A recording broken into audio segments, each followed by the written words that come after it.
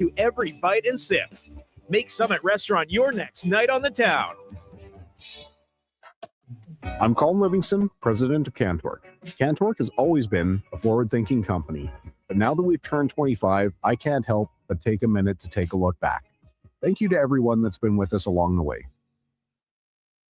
From the local rinks to homes and businesses across the province, Alberta's rural natural gas utilities are here to fuel life affordably, reliably, and safely. We're members of the Federation of Alberta Gas Co-ops, providing natural gas to keep our rural neighborhoods warm and connected every day. It's local, dependable, and it's ours. To learn more about the Federation of Alberta Gas Co-ops and our members, and how natural gas fuels your community, visit fedgas.com. Alberta's energy. Game on. Legacy Heating and Cooling jingle auditions take one for Gene Principe. Hey, thanks for being on time. I'm always punctual. Now, how about some cool beats while I drop the heat? Ready when you are. Call Legacy. Call Legacy. Nice. Boom! I'm a musical genius. Legacy's going to love this for AC season. What's not to love with no interest and no Principe payments for 1 year? Are you always like this? Yep. Unlike Legacy, I never know when to cool it. Legacy Heating and Cooling.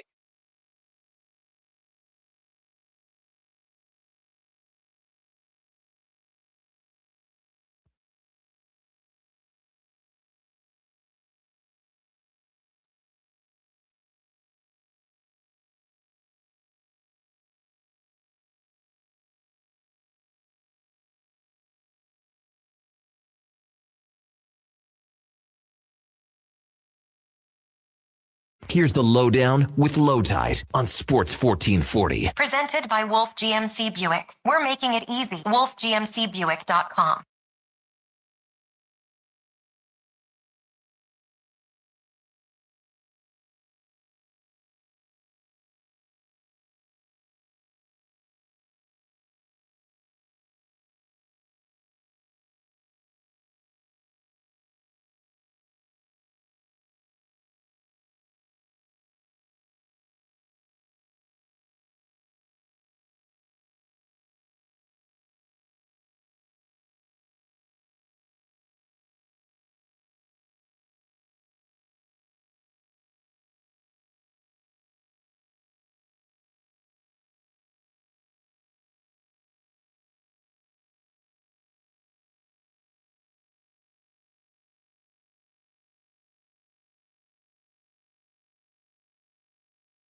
iHeartRadio, Radio Player Canada, and sports1440.ca. After the show, Apple and Spotify podcast houses, and we tweet it out on X.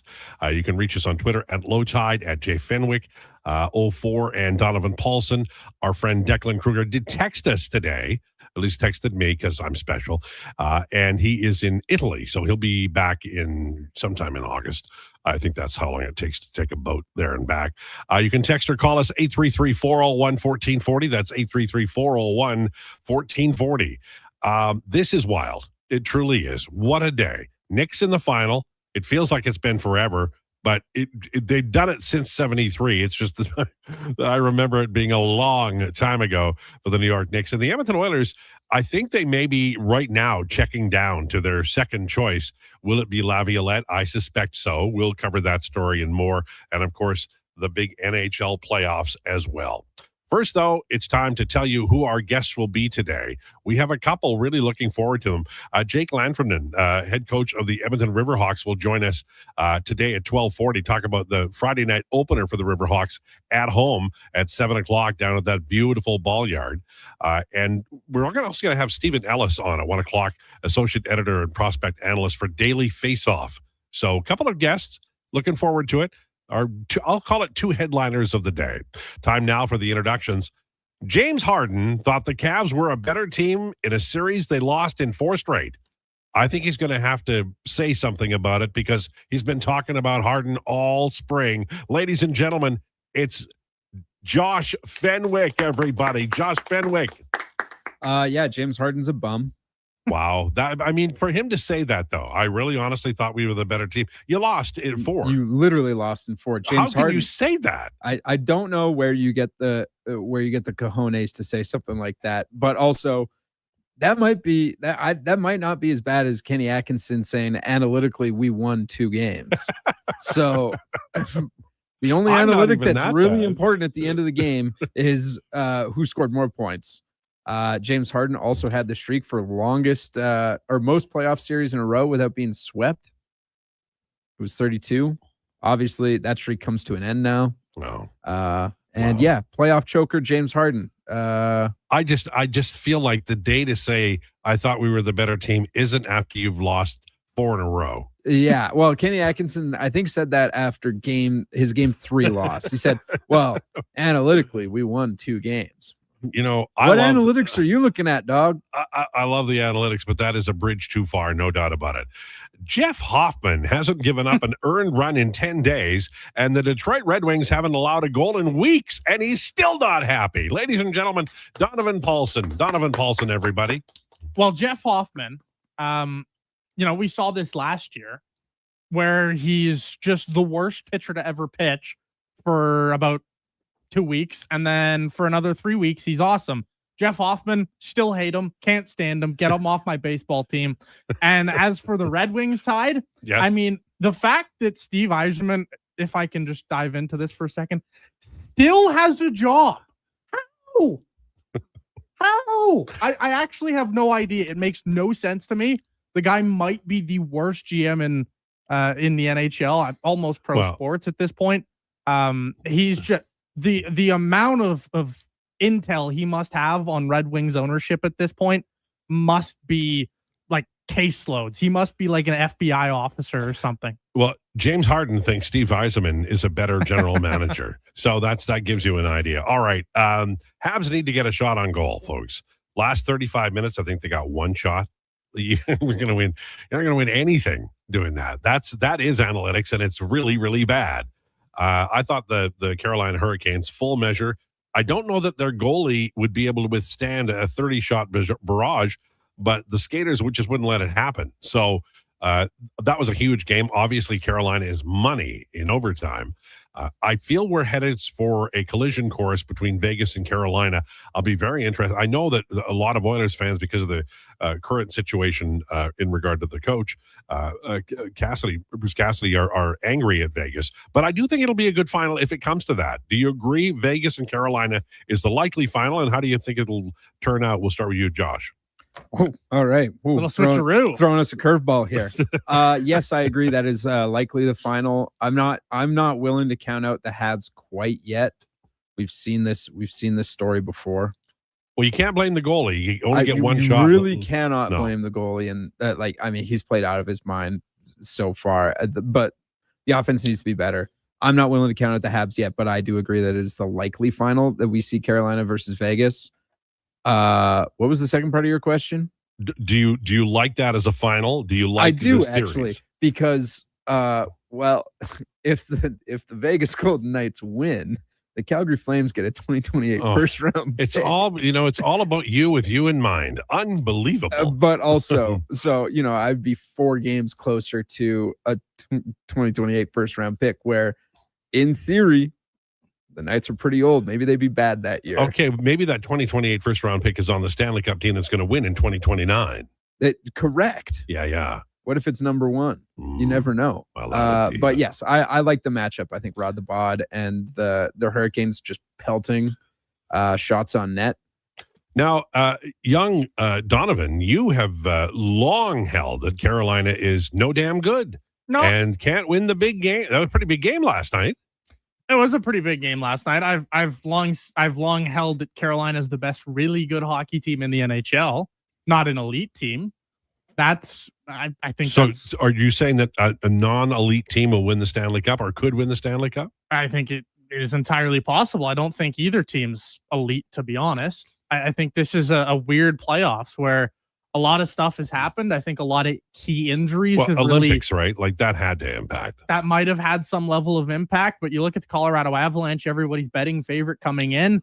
When you have those injuries, when you have Cale Makar missed 2 games for you, you're going to be in trouble. And the Colorado Avalanche, everybody talked about the Oilers goaltending. Good God, that goaltending's horrible. So, it's looking like we're destined here for this this finals matchup, but I'm definitely not counting out the Habs. I still think there's a good chance they win this series. I know they haven't been able to get shots on net, but man, look at the slot shots. Like the slot shots really aren't any different. The Canes shot numbers, and this is one of the ultimate things for me, which is one of the reasons why I don't like the Canes and the way they play, is there's just so many outside shots from nowhere that have no chance of going in. They just, in game 2, what did Montreal have? 11 shots, and the slot shots were like 8-7. Like it's Carolina just inflates the shot totals. I know that the Habs are struggling to get out of their own end right now, but when the Habs do get chances, they're getting grade A's. I'd love to see Taylor Hall win Stanley Cup. That's the truth. I'd like, Kulak to win one too, but that'd be a really cool story. It's going to be an interesting Stanley Cup final no matter what. I think it's Vegas, Carolina. Bruce Cassidy, I don't think is coming here. It looks like the NHL has said, look, Vegas doesn't have to do anything. They can just hold on to him. Would you, and we've talked about it before, but I think it's a little more official now. Would you, if you're Stan Bowman, you interview everybody and like, man, that's the guy I want. Would you offer them a second round pick? They don't have one because of the Tortorella moment where he didn't talk to the media. So they charged him $100,000 and docked the Vegas Golden Knights a second round pick. The Oilers have one. Would you offer that pick, or is that just ridiculous? If you think he's the guy that's going to win you the cup, I think you, I would. If you think he's the guy that's going to win you the cup, everything needs to be on the table, Todd. That's how I view this summer. I don't. The only names that for me are stapled down, and the only assets that are stapled down for me are McDavid, Draisaitl, and I guess by default, kind of Ryan Nugent-Hopkins and Hyman obviously needs to stay stapled down. Outside of those guys, you'd trade Bouchard. Well, no, but if the right package comes for Evan Bouchard, I'm not putting you down. I'm just asking. I mean, there's no trade outside of you're getting something outrageous that I would trade him for. Zach Werenski's Sean Monahan and a second round pick. Well, here's the thing, and I don't think they're going to trade Evan Bouchard. But if you could trade Evan Bouchard for a $2.5 million under control 23-year-old defenseman with great upside, you'd have to think about it because you save $8 million. Yeah, I mean, that's the point, right? Like, the only guys I have fully stapled down are the no-move guys who we know aren't going anywhere, and the two big boys. Like, Evan Bouchard, I wouldn't move him unless you were getting something astronomical. And, like, would you think about a guy like a Mo Sider plus? Yeah, you might think about it, but, that's the odds of that happening are so incredibly low. So, he's basically as good as stapled down as he could be, but there's the off chance that somebody gives you an offer so unbelievably good that you can't not move him. Yeah. And ladies and gentlemen, as you know, Donovan has hated Evan Bouchard for every day he's been a member of the Edmonton Oilers. And once again, we hear it again. All right. We have Stephen Ellis coming up. Is it 1 o'clock we're talking to him? Yes, 1 o'clock. Look, thank you for getting that interview, by the way, from Daily Faceoff, talking about, among other things, we talk Memorial Cup, but I want to talk about the NHL draft. I know you guys will have done the homework. Who are you choosing, or would you prefer the Oilers to pick at number 52 overall? What's the name? What? You don't have a name. One of the Ruck twins? Would they fall that you far? You have a name. I don't know. Mine is Chase Harrington of the Spokane Chiefs. He's not big, but he's really good. And the I think Button's list has him going 65. So, but I mean, it's not like when they're drafted number 1 overall or number 3 and you're going, is it going to be Leon or is it going to be somebody else? It's kind of up in the air. So we'll talk to Alice about that. Going to do a little more draft stuff this year because I think it's a point of interest. I think that people are interested in what the Oilers do with that pick. If they do use it, they really got to get something. I think there's a chance that they will trade it. All right. NBA. We talked about the New York Knicks at the top. We talked about Harden. I ask you again, sir, and I want you to remember that we are going to record this and play it back if it goes awry. Do the Knicks have any chance in the final? No. Okay. When the finals roll around, would I say Western Conference opponent in 6? Yes, because I do think the Knicks are good enough to take a game or two, but I just don't think they'll have the horses to get it all done. Although, fun little stat from the conference finals, Landry Shamet shot 91.7% from 3 Wow. in the conference finals. So he said sham it all anyway. And he just did it. To be fair, it was only 11 of 12. Still, that's 11 of 12. That's Is a hell of a the best run. 3-point percentage by any player in a single postseason round. Minimum 12 3-pointers attempted. That's nice. It's not bad. It is not bad. There's a lot of good Knicks stuff. I was a little shocked to see that we were doing "Hi, my name is" today and not bringing it back, baby. Check ice bath. But you're the producer. You get to do whatever you want with Declan's segment. So, do we have a little bit of controversy about how the show is being run? I like no, that. no controversy about how the show's being run. As long as I'm not making a tier list of 5 every day, I think I'm good. No. I wanted to bring it back because I know there was a lot of people who love that segment, and a lot of people have said, we want "Hi, my name is" back, and I've seen a ton of it on the text line during Heat Check Ice Bath. Not that they don't like the new segment. It's just, you know what? It's my producing, so we're gonna bring it back. Well, yeah, you get to 2 weeks. choose. It's Donovanations, not Declanations, and so there you go. Before we take a break, I want to ask you about every time I get ready to watch the Jays and look forward to it, they suck. And I thought their pitching is coming around. Cease now on the IR. The pitching is kind of hit and miss. Gosman you can count on, and I really like Savage, but he kind of blew up. And then today, they've got an opener. It's a bullpen day. But where are we with the pitching of the Toronto Blue Jays? I was talking it up Monday. It's Tuesday, and I'm talking it down. Well, they're injured, right? Like that's the problem. Is you've got a team that is so incredibly injured that there's not really a lot you can do, right? They'll be fine. Their pitching will be fine. And Trey Savage, we know, this is a young guy who's still working his way into the league. As much as everybody wants to talk about him as a finished product and him as a, potential future Cy Young winner, you got to pump the brakes a little bit. He's going to have rough patches at some point. Last night was a bit of a rough patch. Love watching him pitch, but things can get away from a young 22-year-old pitcher. That's just the way the game works. And he doesn't have a third pitch, right? He's got 2 great pitches, but he needs a third. I think he has 3 pitches. It's a lefty righty kind of platoon split thing, right? You're not gonna use the slider as much to a lefty as you are, or as much to a righty as you or whatever. The splitter, you're not gonna use it as much to a righty as you do a lefty. That's what I meant to say. Words happened. Yes. All the time on this show. All the time. But no, they'll be fine. Their pitching is their best asset to me, to be honest. The things that were concerning for me just continue to be the offense. Their offense can't do anything. Yeah. Guerrero keeps pounding the ball into the ground. Well, he didn't play, obviously, but man, you watch the ups and downs of this offense, and my problem right now is you have so many guys who I feel are just kind of nothing burgers. I don't. Lenine Sosa's not a great baseball player. Miles Straw's a guy who's your 4th, 5th outfielder on a really competitive team, and I know he only has 1 at bat yesterday, but when you're giving at bats to some of these guys, I don't love it. Is it Alcantara on the mound tonight against Toronto?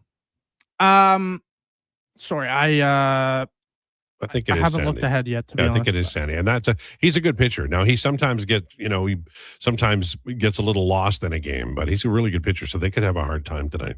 Yeah, it is. It's and the Jays are going opener. Great pitcher. And Junk was not Junk yesterday against the Jays. No, Junk was pretty good, but the big thing that I guess happened yesterday for the Jays was a little bit of defense and a little bit of infield shenanigans, whether that was Tyler Rogers or Trey Savage, but they need to figure it out offensively for me. That's the story.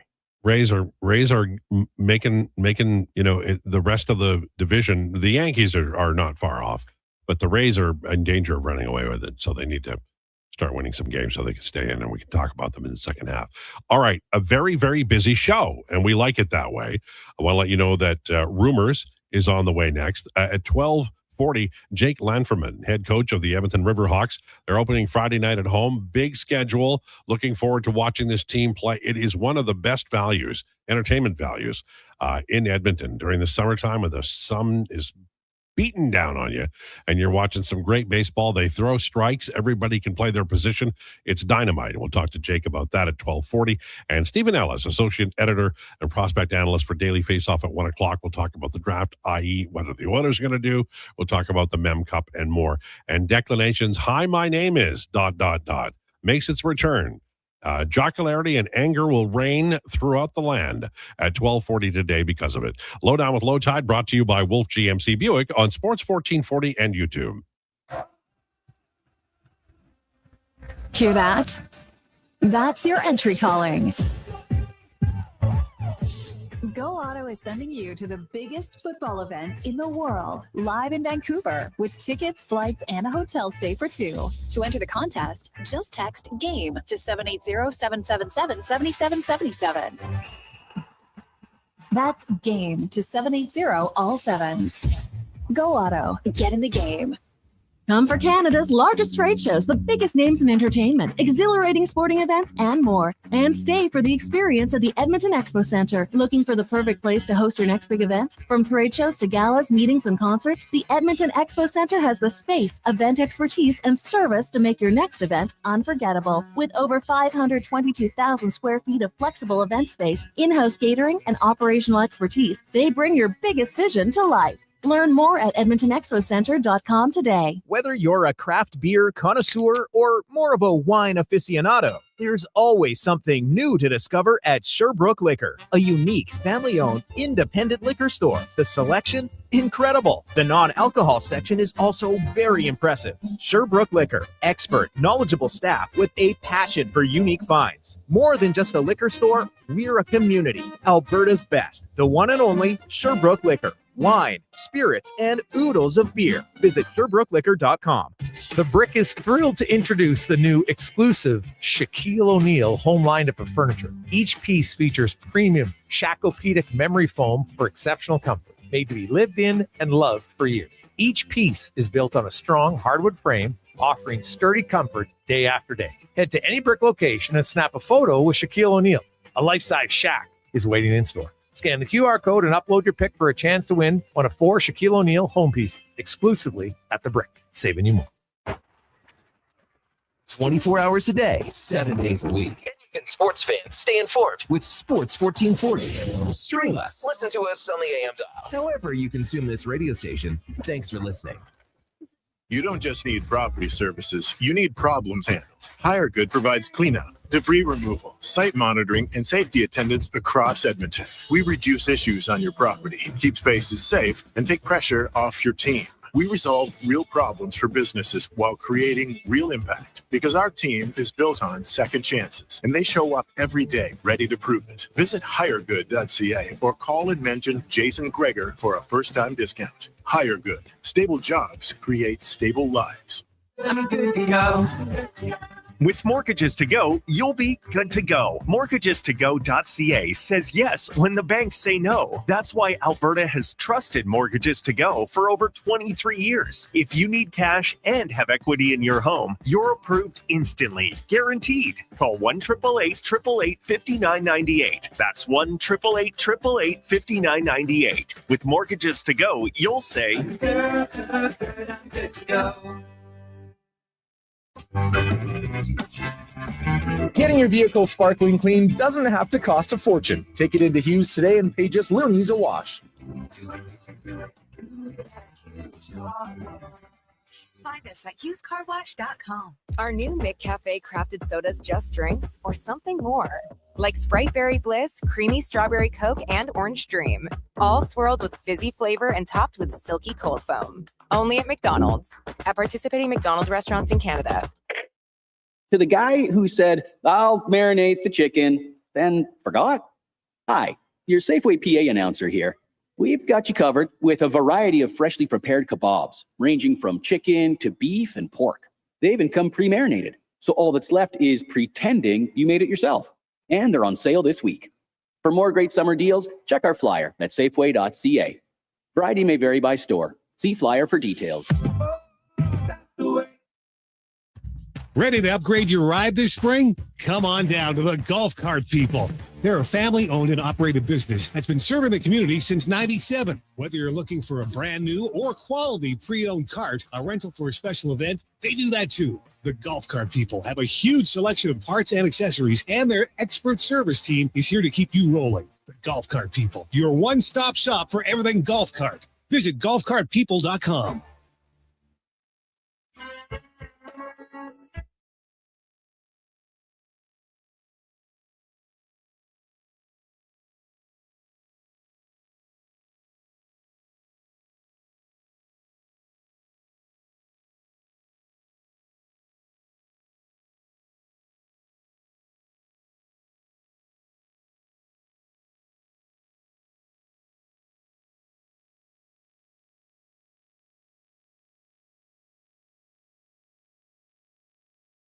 You need the lowdown? It's with Lowetide right now on Sports 1440. Presented by Wolf GMC Buick. We're making it easy. WolfGMCBuick.com.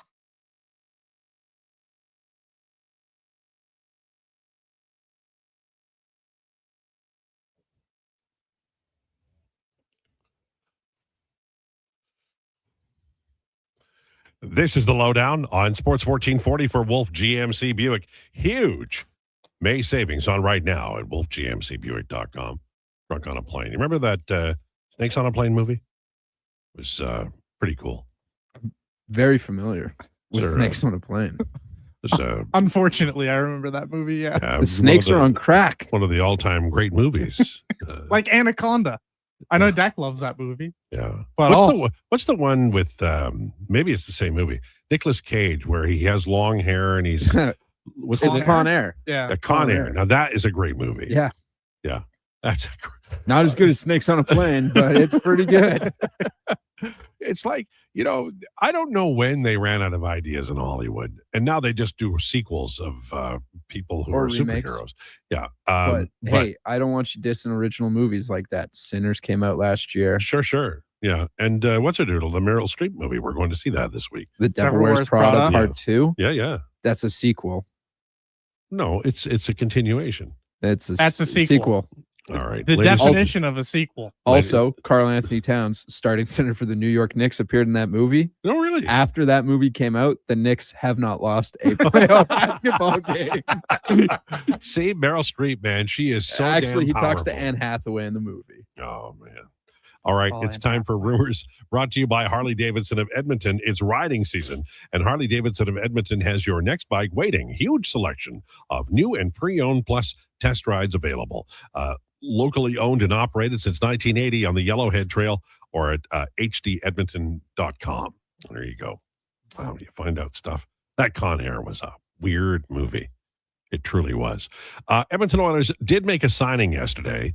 I had a look at this young player, just, what they were doing over there in Finland, playing with a lot of people who have many syllables in their names. And we'll see. I think this might be what we would call a tweener. Aku Ratu seems to me to a guy who's going to score a lot in the AHL, got good speed, probably not going to be responsible enough to play for an NHL coach. That's my guess. He's 24. And he scored 57 points in 51 Liga games last year. So he'll come to camp. I don't think he'll be ahead of any of the players that we've talked about. Lining up on right wing, you would assume that Hyman and Savoy and, say, Kapanen and Frederick would be your top four, and the extra probably can penalty kill. I don't think this young man can. But we'll find out as time rolls along, and it is an interesting story. Speaking of interesting story, the Pittsburgh Penguins have signed Evgeny Malkin to a one-year extension. So I guess that means the Oilers pick him up at the deadline. Would that be how that works? Well, assuming the Penguins fall down to earth after what was actually a pretty good season last year, I wouldn't hate it, actually. Oh, I'd love to see him here. But I would put the chances at like 1%. If you can't get Malkin, get Yager. You need an ex-Penguin, Claude Giroux is going to continue to play for 26-27. I love Giroux and, pretty productive. I don't think he's coming to the left coast or anywhere near the left coast, but do you think about Claude Giroux in another, what might be his final year? He's had a long career for a guy who wasn't drafted like third overall or anything. He's going to stay in Ottawa. Let's be real here. That's his home. That is where he wants to be. I love Claude Giroux as an Edmonton Oiler. Yeah, it'd be really but the odds of it for me are slim to none. I've always loved the player, but the odds just... Yeah, no, I hear you. Nico Hischier and the Devils are talking. It looks like they will make some kind of a deal. Damn. There you go. I saw Gregor's article about Darnell Nurse. He's right. You can't just trade Darnell Nurse for nothing. Or, I'll give you a second and Nurse for a fifth. That's not the player. The Edmonton Oilers have 3 left defensemen. All are very capable. Matthias Ekholm, Darnell Nurse, Jake Wallman. But 2 of them are injured a lot. And Nurse is just absolutely ready for every shift. And we've seen that for 11 years now. He's maintained his speed. I think he'll probably be better in his 30s. I'm not saying don't trade him, but I'm saying if you are being offered something of great value and he's willing to waive, then you evaluate it. But there's just no way you consider him to be the guy you got to get off your roster at any cost. Let's go back and think about what that means. How many times have the Oilers traded something with something to get rid of something? Cassian, Lucic, on and on. Stuart Skinner. No, the madness has to stop. The Edmonton Oilers have spent the last 11 years being the running man. Remember that movie? Yeah, they made a remake of that this year with Glenn. Is that a sequel or is that a remake? It's a remake. Okay, and then they're constantly feeling like, oh, we got to win this year. Got to win the panic of the moves made by the general managers. I think reflects the owner and the fan base, and it hasn't worked. Slow down. If Connor McDavid leaves the city of Edmonton, you have to have something on the roster that day too. This organization has really burned itself. And it's obvious because the depth still isn't good.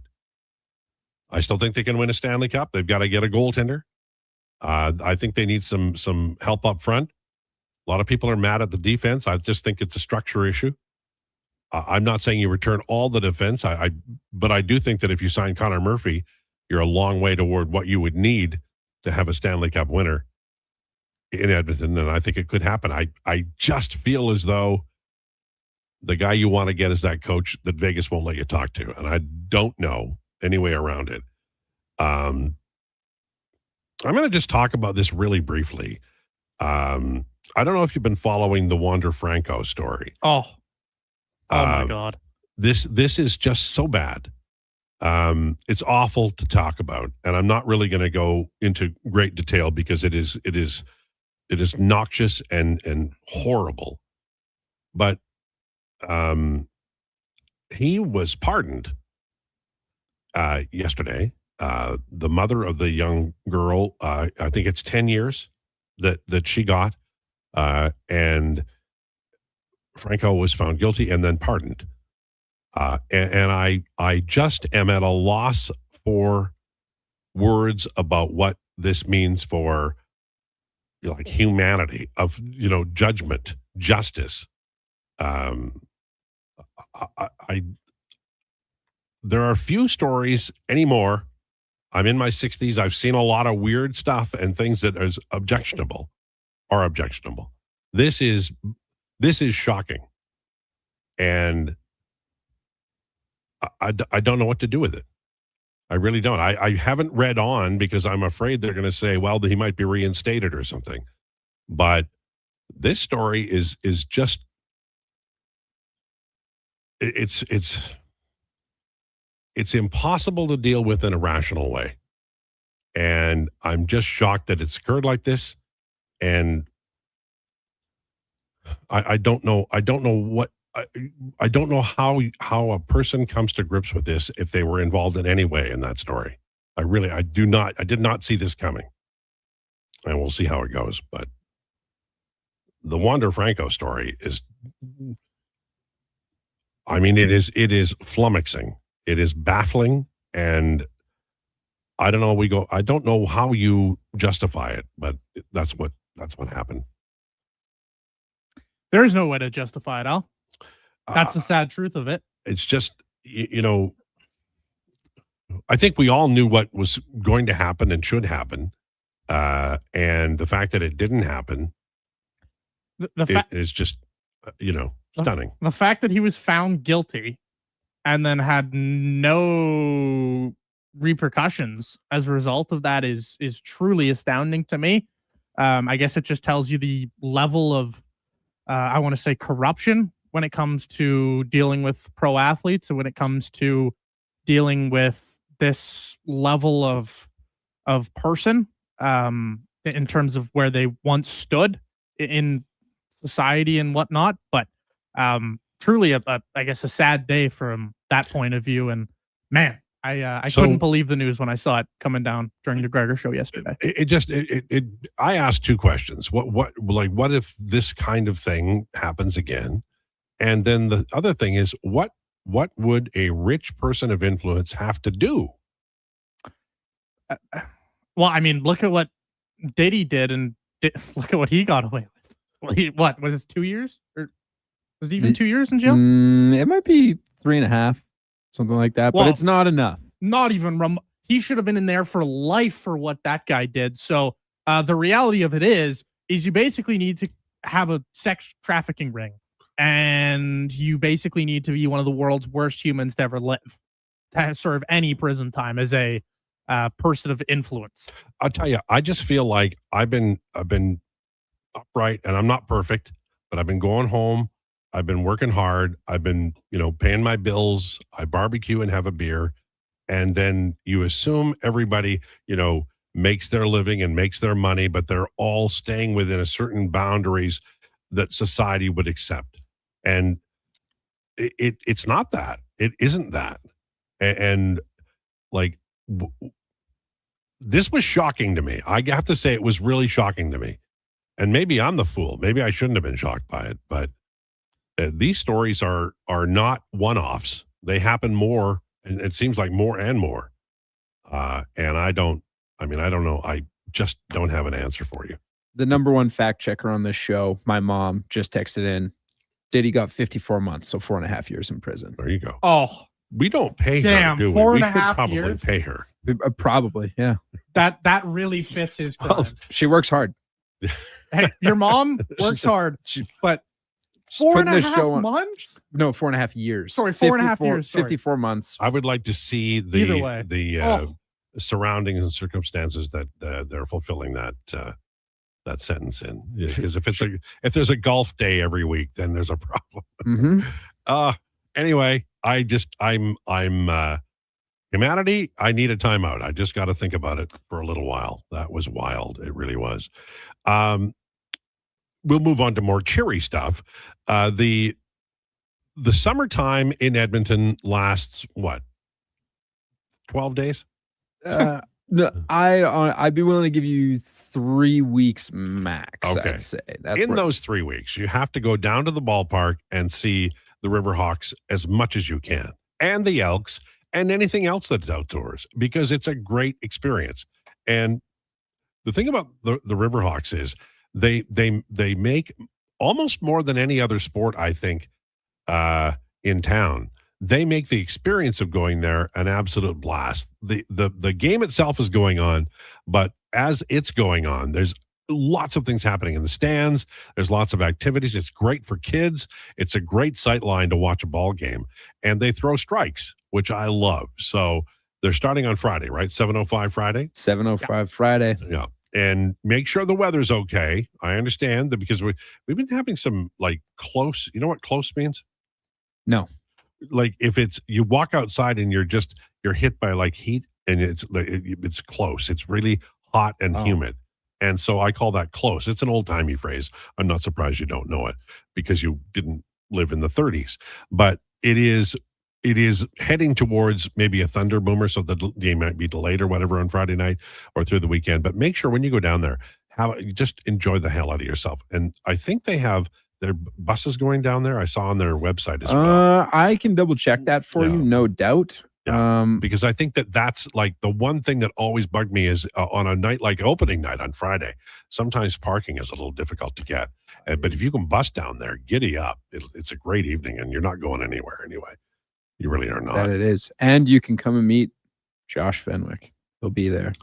Where are you going to be so people can come by? I have no idea. Their debts? It's not me who bought the tickets. I just know that I'm going for a friend's birthday. Oh, so this isn't your girl coming into town, and She is coming into town. The invitation was extended to both of us. However, it is her birthday weekend. Oh, so so there's some parties you can't go to on her birthday weekend. No, I was just like, hey, this is one of my best friends. Like, I sort of have to go to this. Do you want to come? And she was like, there's certain friends that just aren't friends with other ones, so I don't think I can, but I would. And I'm like, that's okay. It's your weekend. Do whatever you want. Are you making a mistake? I don't think so. I think she's very excited about hanging out with her friends all weekend. I will tell you that on my Joanne's, my wife who passed away, on her first Mother's Day, I golfed 18 holes and had a steak lunch and then went home. Well, that's a mistake.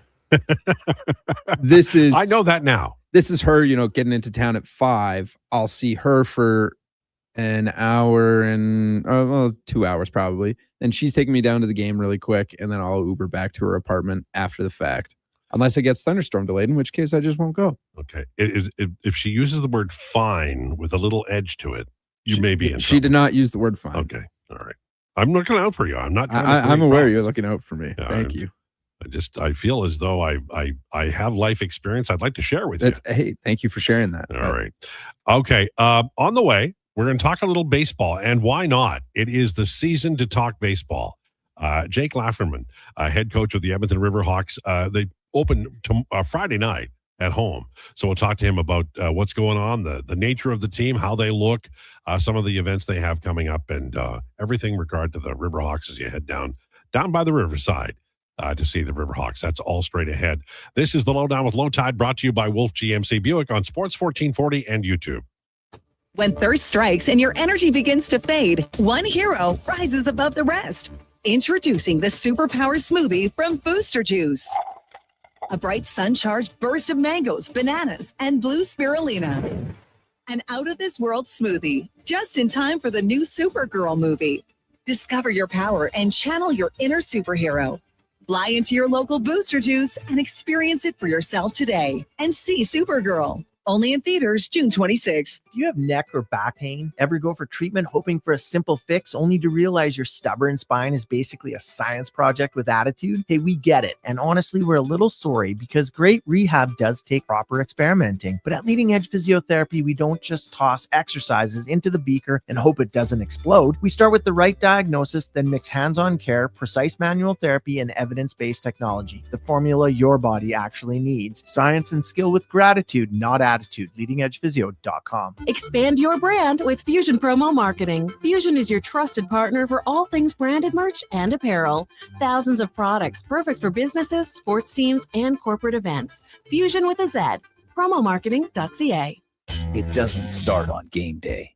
It starts before kickoff, before the first snap. It starts with you locking in your season seats. This is Edmonton Elks football. The only way to experience it is being there for every hit, catch, and touchdown.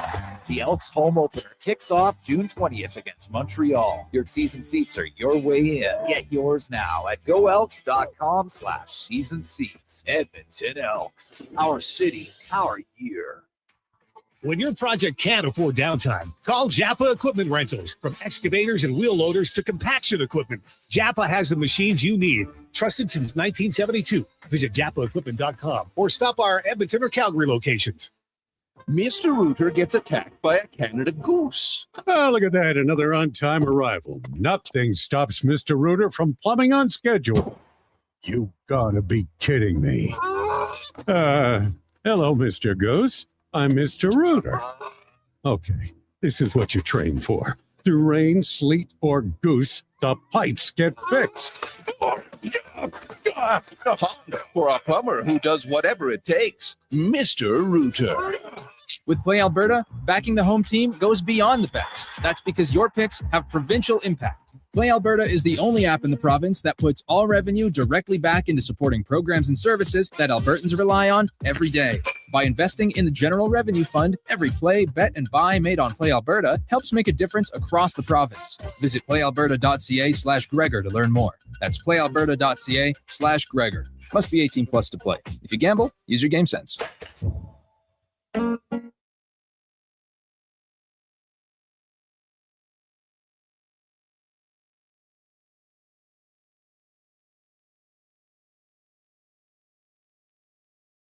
He's the only person to win an arm wrestling contest with the Philly Fanatic. The Lowdown with Lowetide, now on Sports 1440. Presented by Wolf GMC Buick. We're making it easy. WolfGMCBuick.com.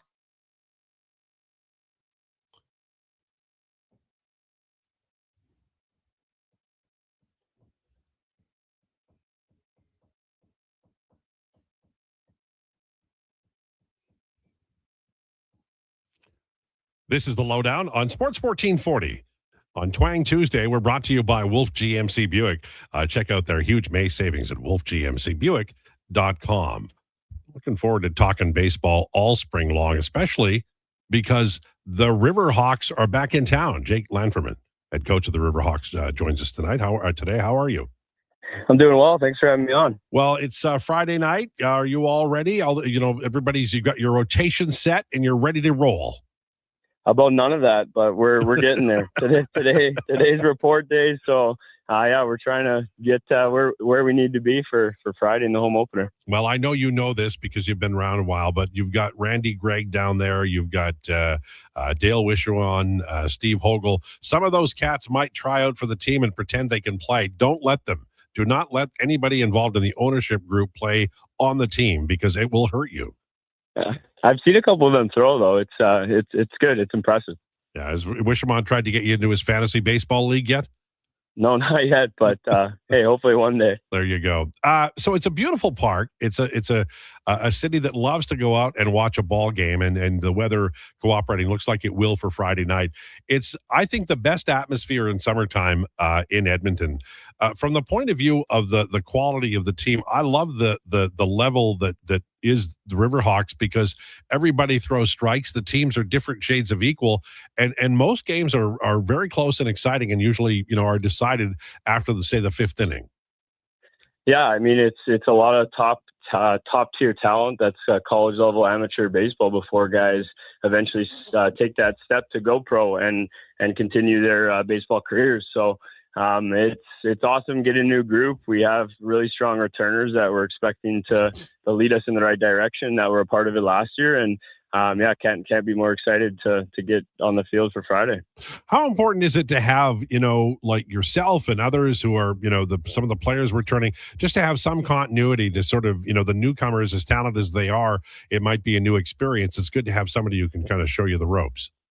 Yeah, I mean, the supporting staff I put around myself are just incredible. So big kudos to them: Levi Moon, Nathan Coffin, Jamie Wilson, and Dylan Flash. So I'm really spoiled with who I have to support myself with those decisions. But player-wise, we've just got some guys that have been there, have performed in playoffs last year, have helped us get there last season. So really excited to get the group together, which we're doing today. And you get 2 days to build morale, get team chemistry where it needs to be to compete at the fullest on Friday. Jake, help me and others understand. I know that the chain up the ladder for young baseball players is different than it was when I was 20 and also unable to play at that age. But you had rookie ball, A ball, a bunch of A ball teams, AA, AAA, and then the majors. And there were some outside non-affiliated feeder leagues. But what we've kind of morphed into is a lot of summer ball being played by folks like the league you're in, who are good quality prospects. It's a matter of health and developing your talent. But these are good players who may end up playing pro. So for somebody who going down to the ballpark, maybe give us an idea about, what level these guys are playing at and how many of them maybe 2-3 years from now will be playing in pro ball.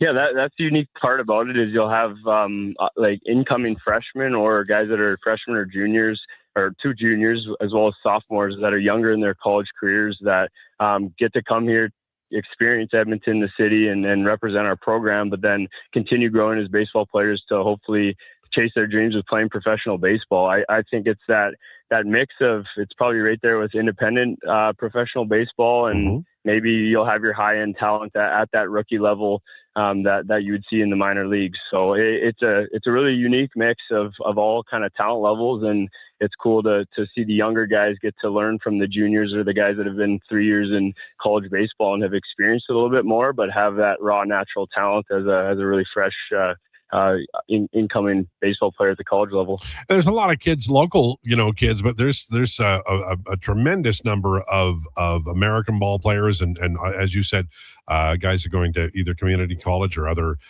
places in Canada and the States. So it's a kind of I guess it's a crash landing, everybody getting here. And then you kind of build a team around them. Have you had I noticed there's some big guys on this roster. You got like 6'5", 220 baseball players. Are they, if they can't, handle the throw at second base, they might be able to tackle these runners.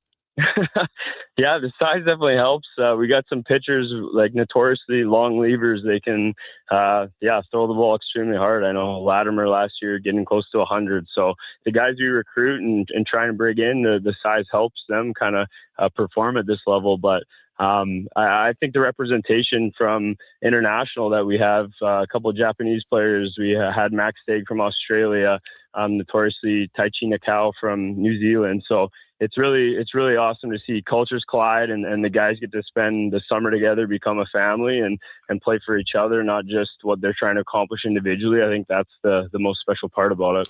Well, and you get to, if you go to more games, you get to see players. I remember Stagg from a year ago. I think it was a year ago. These guys are they're on one and they're having a great summer and everything comes together. And then you might be able to parlay into that, either coming back the next year or being a part of something else. I know that you have a lot of promotions down there. Are there any that catch your eye that you're like, oh, I can't wait for this one? Or is it all just really a lot of fun down there? The one that is in the 5 years I've been doing it is unique to this year is the Strikeout Cancer Night. And I know we have some jerseys lined up for that night and the signs and who we're playing for. So personally, that's one that is circled on my calendar. I'm really excited to have that experience with the players, the coaching staff, and the fans. So for me, that one is the one that I'm looking at. But as people know, it's going to be rowdy, and there's a lot of different promos throughout the whole summer, which should be a lot of fun for the fans. For me, the entertainment value. I've watched a lot of ball down there, going back to the Trappers many, many years. What I love about this level of ball, I mentioned it earlier, is and I think it's the college influence that there's fewer guys who can't find the strike zone. Usually it's a pitcher comes in, he's got a good enough stuff for sure, but it also is, throwing it near enough the plate that there's a lot of activity. You don't see, a lot of games where they're getting bogged down with walks and you're kind of losing, the game slowly but surely on, 4 pitches at a time. Do you look for that, or is that just, the game has changed to the point where they're looking for strikeouts so that everybody's all around the plate? Yeah, I think it's something that we preach our pitching coach as well is filling it up and let our defense work. If anybody's been down here, they know this is a graveyard of a park. It's massive, and it definitely helps our pitchers when we buy into that identity of putting the ball in play. And I think the teams that come in from the road, you see the wall, you see the green monster. I think the swings get a little bit more high intent, and they're trying to do damage and put one out here. And our guys kind of know how it plays extremely well. So, but yeah, when we're recruiting, that's what we're looking at. Guys that have low walk rates and higher strikeout percentage, but they fill the zone up and they go attack hitters early in counts. So that's something that we've recruited again this year to continue, and we've found success in doing so. Jake Lanferman joining us, head coach of the Riverhawks. They play opening night Friday, 7-ish, down at the ballpark at Remax. When you're putting together your staff, is it increasingly every year, is that middle relief more important? Not that you don't want your starters to go as long as they can, but you most games, I think, at any level, certainly all the way up to major leagues, there's a point in the middle innings, say, 5th through 7th, where, unlike the olden days, there's a pressure point, and it might not involve your starter or your closer, and that pitcher or that, group of pitchers is really important. Yeah, and that's the tricky part about the guys that are coming up here to Edmonton to pitch for us too. A lot of the guys that start throughout the spring for their universities or colleges, maybe they were in a starting position, and they threw 50 to 70 innings. So they're on innings limits, and it's not free range where, hey, you can start him once a week and get the most out of him. So it's a little bit early on in these first few days trying to figure out what roles guys can fill for us. But I think you hit it exactly. It's the later reliefs, the middle innings where your starter, maybe he cruises or doesn't, but having the ability to bring arms in to limit the damage or keep us in a hold position to win a baseball game. And the guys that close are usually pretty solidified early on. So yeah, that's a tricky part in managing staff and innings, but it's a fun part of it too. So final question for you. This is about you. I know that hours at the ballpark are long. How many? Like 16 hours at the ballpark during a game day, or do you take a little time in the afternoon and head out? How many hours would one spend at your, because you got to be there to answer everything, right?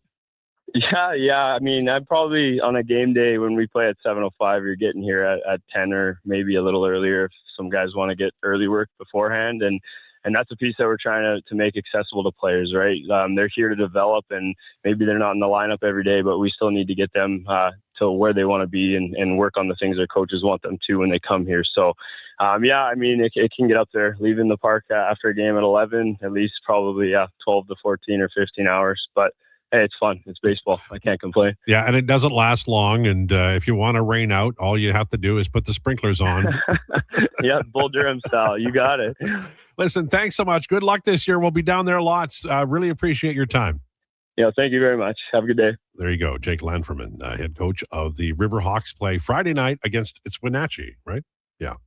And it's great ball. It really is. And it's so much fun for the, I know that people say for the whole family, but it really is. It's a blast. I don't even remember when the first time would have been the 80s probably that I went down there. And it's a great place for the ballpark in the city. And it's a wonderful ballpark too. I did, you'll be interested in knowing this. One of the years in the ERL, which you are now a member of, more than 1 year probably, we did the draft in the boardroom at the park. And, oh, that's very cool. I think that was the year I got Barry Bonds for like $560 or something. It was a lot of money, but I got him and I won. So that's all that matters. That is ultimately all that matters. I will not be winning this year. But your problem is that you have to, because pitching is, they're not going to give it to you. No, they're not. And so you're going to have to trade some hitting at the end of the year to get some pitching and then get a little more balance, right? But well, all that really needs to happen is my team this is now a next year team. Yeah. Is what this team is, because I'm going to have Corbin Burns next year. I'm going to have Justin Steele.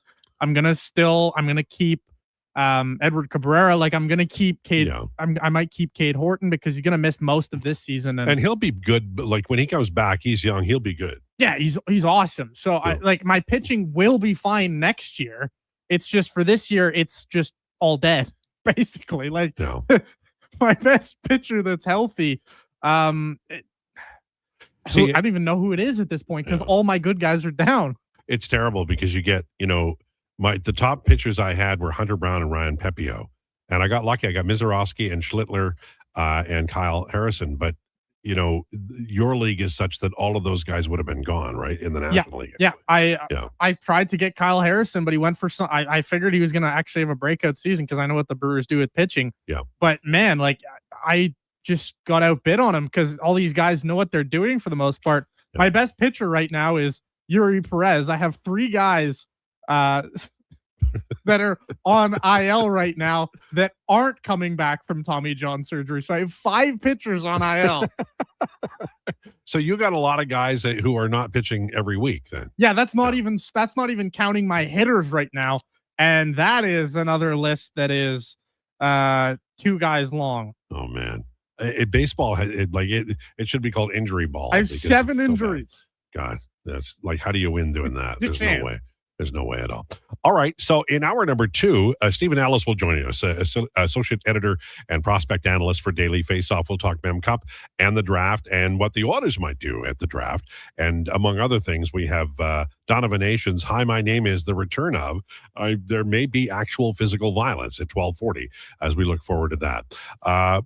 Been a great hour. Enjoyed it very much. Lowdown with Lowetide brought to you by Wolf GMC Buick, Sports 1440 and YouTube. And it's time for an update with Donovan. The Sports 1440 update.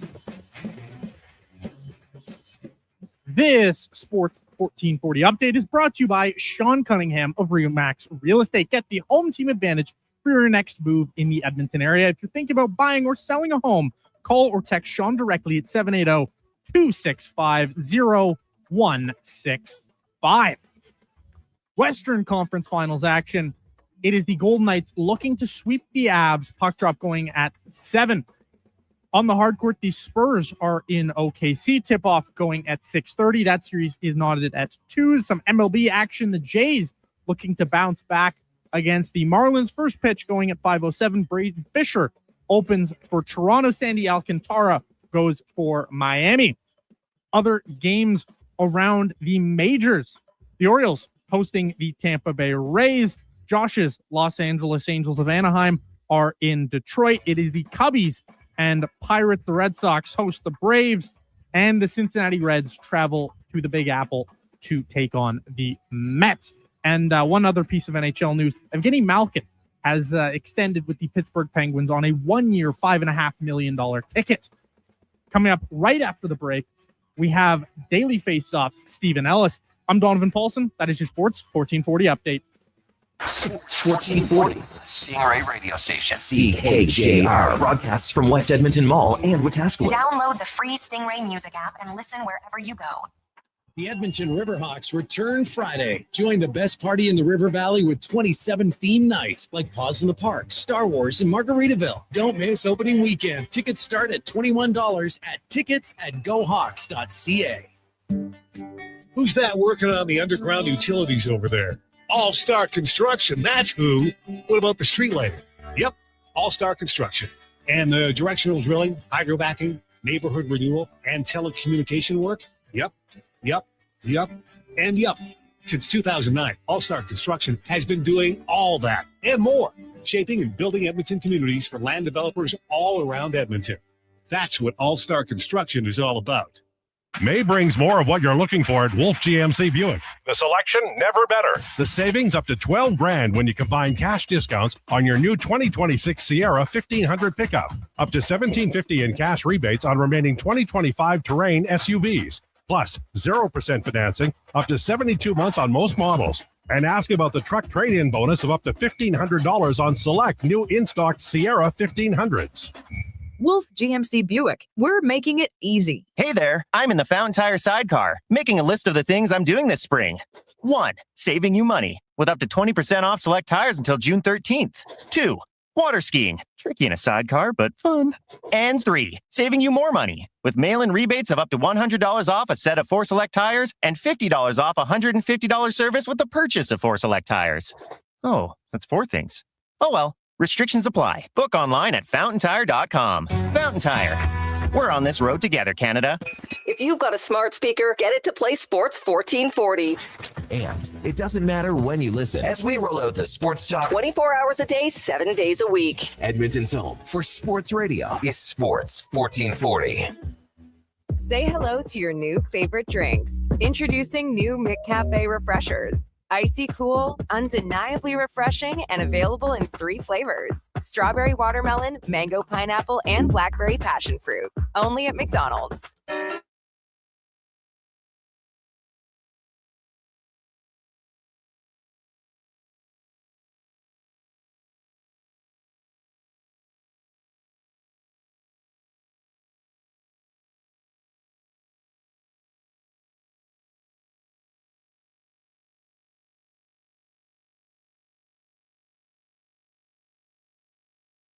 from high sticking to breaking down the middle.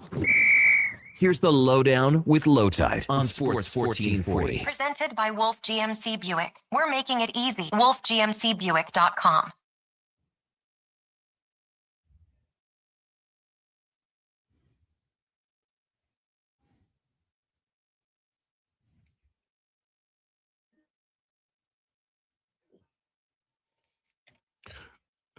This is the Lowdown on Sports 1440, brought to you by Wolf GMC Buick. Huge May savings on new 2026 Sierra 1500 pickups and all remaining 2025 Terrain SUVs. WolfGMCBuick.com. Later on this hour, we have Donovan Nations. Hi, my name is.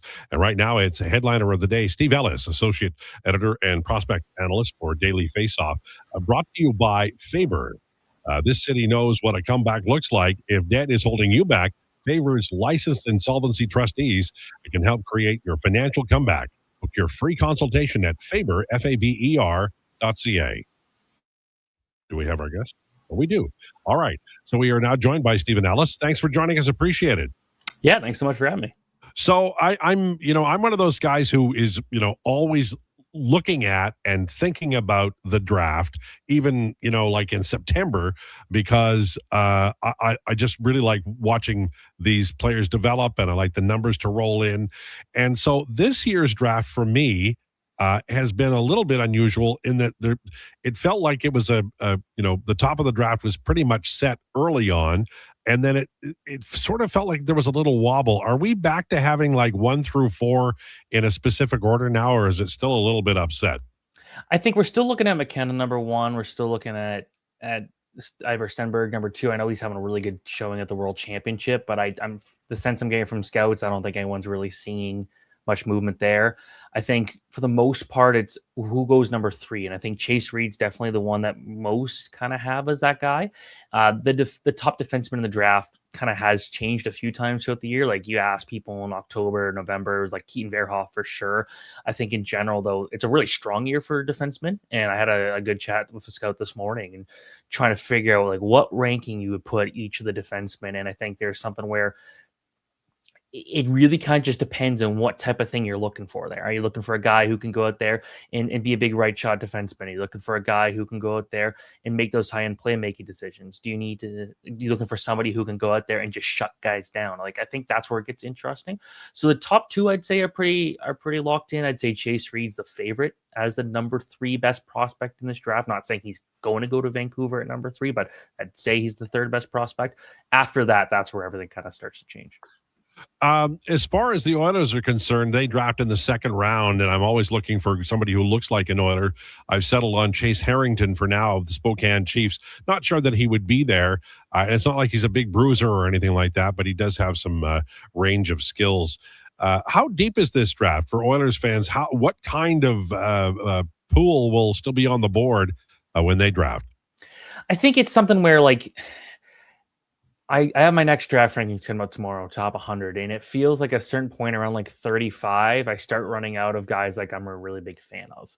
Like at that point, you're looking for players like, let's say, Adam Golger out of Slovakia, who's a very big defenseman, makes a ton of mistakes with the puck, but it's because he has the puck a lot. And I think you like to see that out of a young guy. Like, is it a Casey Mutrin who's could play center, who could be the wing, who's tough as nails, one of the hardest guys to play against, but not a ton of offensive upside. Like that's where you start to kind of get like interesting. I think Chase Harrington's definitely an interesting one because he's just this energetic guy that never gives up, always looking to make plays happen. I would also say, like, given it's Edmonton, take a look at a goalie. I think this year, there isn't a clear like star goalie prospect here. There isn't a Joshua Ravensbergen or, anything like that. But what you might be getting is a Tobias Trebel, who was fantastic in the USHL this year. Really good numbers there. Dmitry Borachev, a Russian goalie, played Russian junior hockey this year. A lot of games where he was forced to make 45, 46 saves, and he looked better the more he played. Maybe you go out there and take a chance on Harrison Bottinger, who's currently at the Memorial Cup with Kelowna. So I think it's something where, given that there's just not a lot of high-end talent, it's not a super deep draft.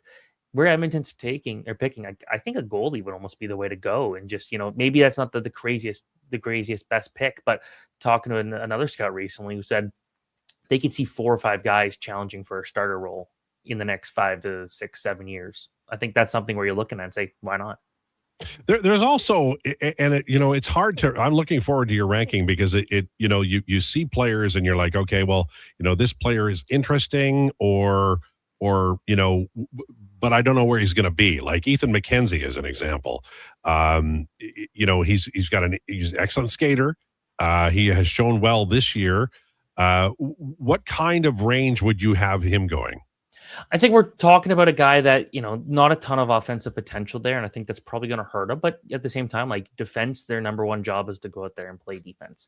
I think the fact that he's a bit of a late bloomer, he was very good this year for Edmonton, but the fact he was a kind of a late bloomer, closer to what you would expect him.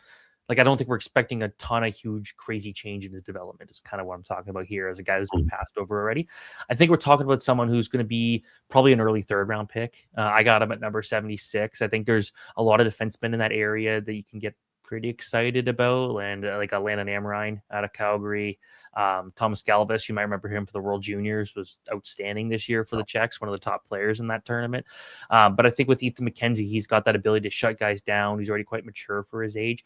I think a team early in that 3rd round, they'd be pretty excited. But if he went like 60th, even 55th to 60th, I wouldn't be surprised too. I think there's not a ton of variance at that point. I read your Stephen Ellis, our guest, on Sports 1440 and the Lowdown with Lowetide from Daily Faceoff. I read your top 10 prospects at the 2026 Memorial Cup. This is an interesting time because these are obviously players who are, having success and playing on the big stage, and a lot of what, we see, we will, commit to memory as they move forward. You had a long list of really good prospects, 10 of them. Who has shown well so far for you, even above what the reasons behind your rank, putting them on the list? Well, I like Cameron Reed at Kitchener, and I think when you look at him, he's a Nashville Predators prospect. Watching him up close in the OHL this year, like very good season, a big part of why Kitchener was out there doing what they were doing in the playoffs and ultimately won the championship. But he really has come alive. He's got 5 points already in 2 games. He's actually leading the tournament in scoring. He's looking like a two-way master out there, a really good skater. And I guess it also helps having a guy like Sam O'Reilly, obviously a former Edmonton Oilers prospect, now for Tampa Bay, doing what he's been able to do during both the playoffs and now the Memorial Cup. But Cameron Reed's been the guy that's been kind of driving the play, running the power play, doing everything out there. And I think he himself is, we saw him at the World Juniors. Didn't have a great tournament, just an okay event. Right now we're seeing him at his best, and I think we're seeing a guy that's just really good two-way player who, and again, I love his speed. He's one of the best skaters that you're going to find at a tournament like this, and he's looking really good.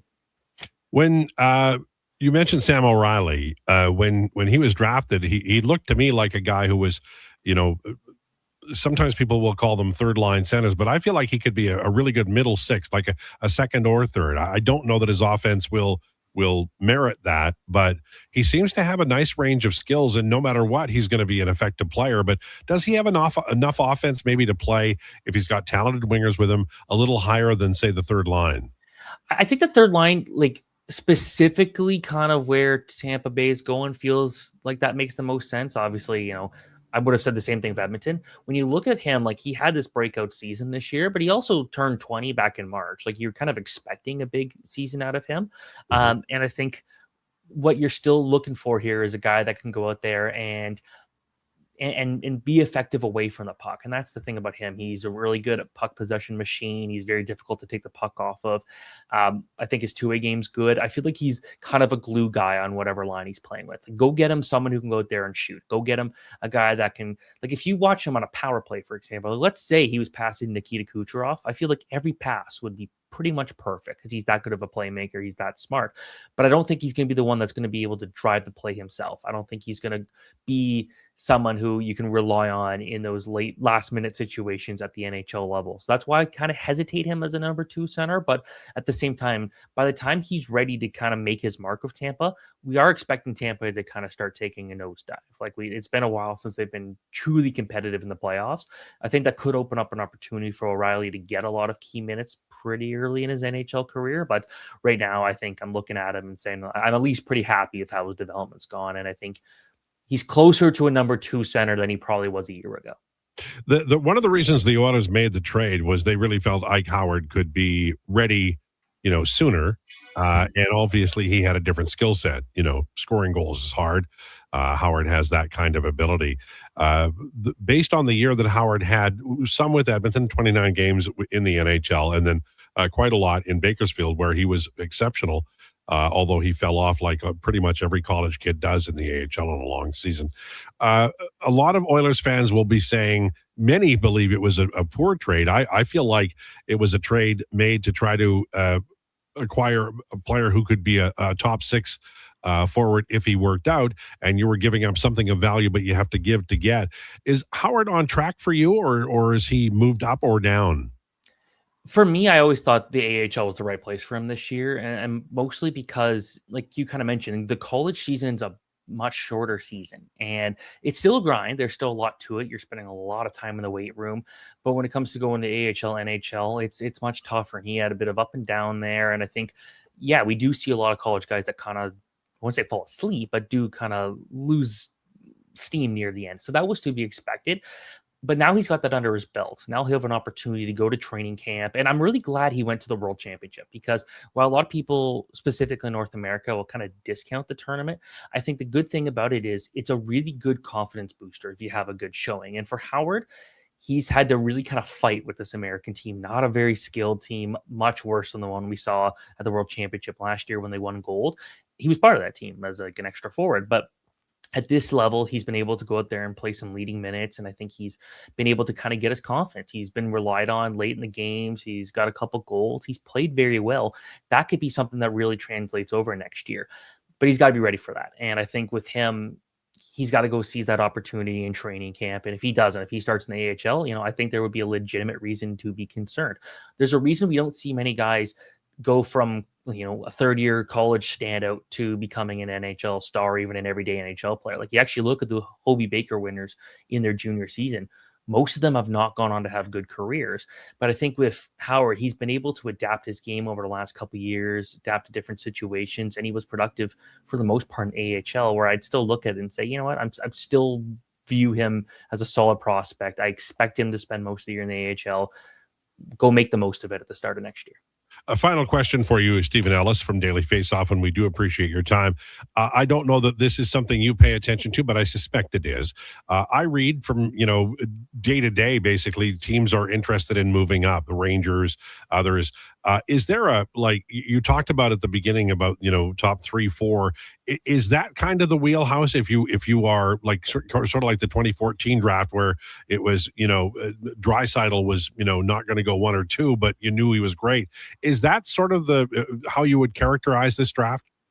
I think there's a lot of variance kind of right after the first 2 picks, and I think that really will make things interesting. Like, would a team, here's one team that I'd say to watch, not from insider information, but based off of their current situation. The Columbus Blue Jackets. They're picking, I think, 14th. Kent Johnson's name's been rumored a lot as a guy who could be traded. Could you package those 2, get things, and move up in the draft? I think that'd be a very interesting option, because the Blue Jackets are a team that's trying to become competitive in the long run, and they don't have a good prospect pool. They also just have a kind of mid-pack roster, and we saw how things kind of fell apart near the end of the regular season. They would have a lot of incentive to move up. Florida could say, we just got a first-round pick that we weren't expecting. We'll move down. Sure, we'll make up the most of that. San Jose, could they move down? Would any of these teams actually make these moves? I don't buy it for a second. Like, you look at the history of trades in the top 10, it pretty much never happens. But I think there's some good arguments, at least this year, for a team like San Jose to move down, maybe try to get some assets and pick one of those defensemen that kind of makes a bit more sense than passing on Ivar Stenberg. Because if they, to be clear, if they pass on Ivar Stenberg, they're making a mistake. 100%, no question about it. They'd be making a mistake if they pass on a player of that caliber. I know it doesn't fit their position, but he's the best player available, assuming Gavin McKenna's off the board. I think that would make a lot of sense, but I don't know if the cost is high. I just don't see a ton of teams moving up 1 or 2 spots, because there's a lot of variance in every team's top 10 this year, probably more than usual, that I don't know if it makes sense. Thanks so much for this. I really appreciate it. You've helped a lot. Yeah, thanks so much. There you go. Stephen Ellis, associate editor and prospect analyst for Daily Faceoff, looking at the draft, the Oilers situation, and the Memorial Cup as well. I watch every draft. Did you know that? NBA, NFL, CFL if it's on, NHL for sure. I would watch a draft of footwear if it was on television. This, yes, I don't know how to feel about that because obviously we're all big sports fans here, right? I find the draft the most monotonous, boring thing of all time. You're kidding. I hate the draft. Like, why do I want to watch the commissioner go stand up on stage, open an envelope? Like, I understand why you like it. You love looking at the moms who are all teary-eyed and But things, also and these kids get to 270-pound guy tries to break the commissioner. That's good television. Yeah, I guess so. But for me, it just doesn't do it. I feel like I have a way better use of my time than sitting down for 4 hours and watching the first round of the NFL draft. Well, you have a right to be wrong, and you are.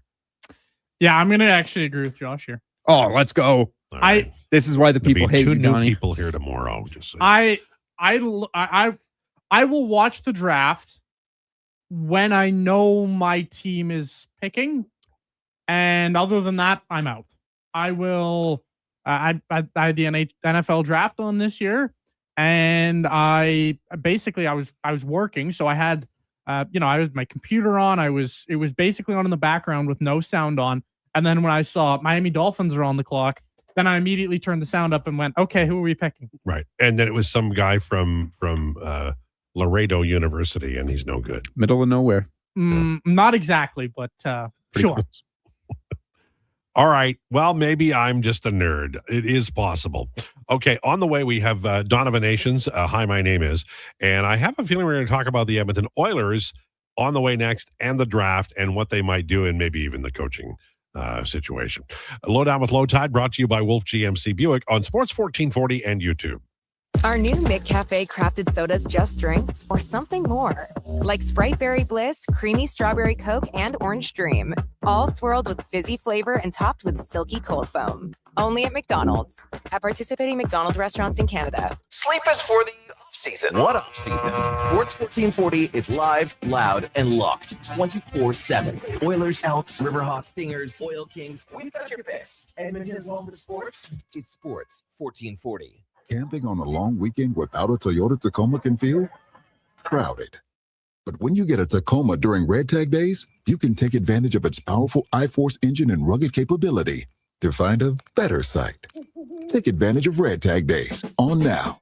Lease a 2026 Tacoma 4x4 double cab SR5 from $110 weekly for 60 months at 5.49% APR with $6,899 down. Hybrid available. Visit shoptoyota.ca or your local Prairie Toyota dealer today.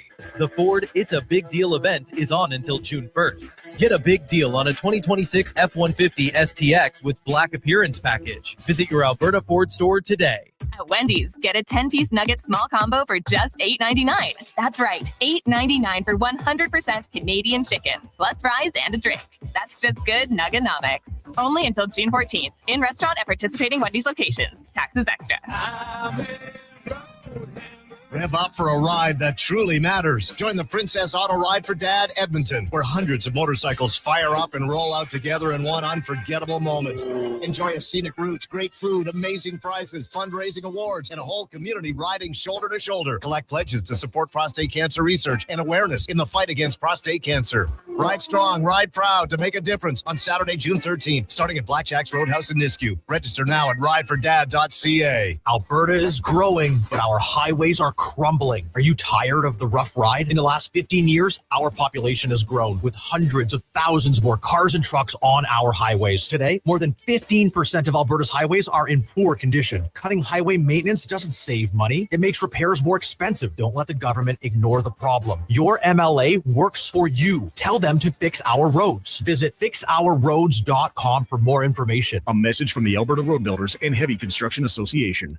Your favorite teams, your favorite sports. This spring, catch all the action at Selly's Sports Bar and Lounge. Never a bad seat in the house. Plus, the perfect playoff menu with something for every sports fan, including daily food and drink features. From great goals to thrilling three-pointers to huge home runs. Spring brings the best to the big screens at Selly's Sports Bar and Lounge at all 3 Century Casino locations, Edmonton, St. Albert, and Century Mile. Every day is game day at Century Casino.